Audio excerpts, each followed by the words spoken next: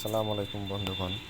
আজকে আমাদের ছাদ বাগানের বিভিন্ন গাছের সাথে আপনাদেরকে পরিচয় করে দেব এবং এই গাছগুলোতে আমরা কী কী সার প্রয়োগ করি এবং কীভাবে পরিচর্যা করি সে বিষয় নিয়ে আলোচনা করব।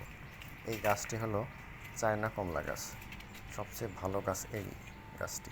এই গাছটিতে প্রচুর পরিমাণে কমলা ধরে এবং কমলাগুলোও খেতেও খুব সুস্বাদু হয়।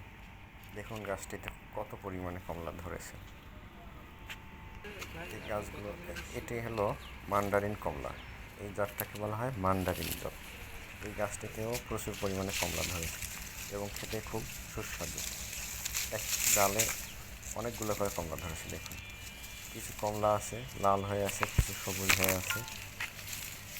কখনো যদি মন খারাপ হয়ে থাকে, এই ছাদ বাগানে উঠলে মনটা এমনিতেই ভালো হয়ে যায়।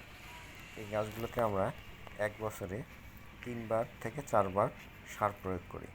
এই সারগুলো অবশ্যই জৈব সার। আমরা রাসায়নিক সার খুব কম পরিমাণে ব্যবহার করি।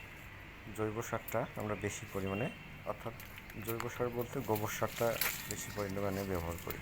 দেখুন কত সুন্দর কমলার কালারটা আসছে এবং খেতেও খুব মিষ্টি, খুব সুস্বাদু। এই কমলার কালার খুব সুন্দর লাগতেছে।